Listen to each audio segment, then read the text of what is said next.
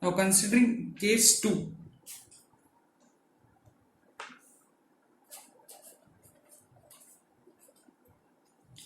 we'll draw the diagram first for the case 2.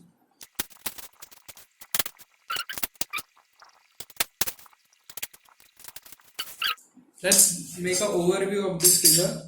Like I have done a point P here, and the characteristics lines are extended to the y-axis.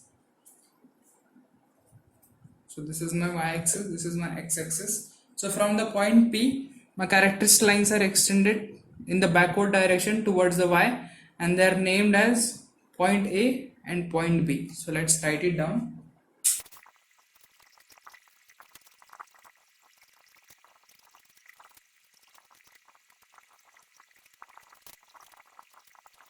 Give the initial boundary conditions at point A and B, they affect the hyperbolic equation in our solution. They give a lot of influence on the hyperbolic equation in our solution.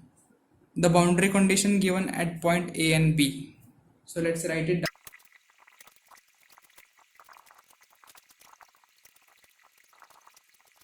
Definition clear. We'll take one example.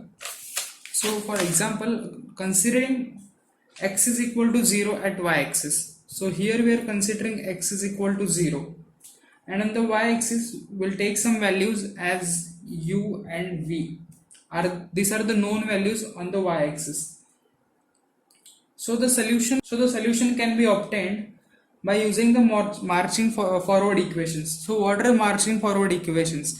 Marching forward are just we need to take the solution towards the x-axis. These are nothing but the marching equations. So solution here can only be obtained for u and v when we start marching towards an x direction. So let's write it down.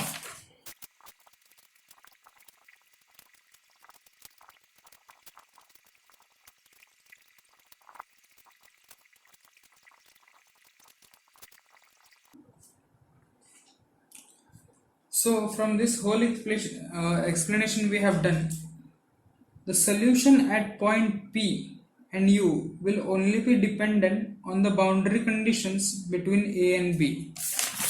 So solution at the point P. So solution here at this point P will only be dependent on what boundary conditions we are giving initially at A and B point.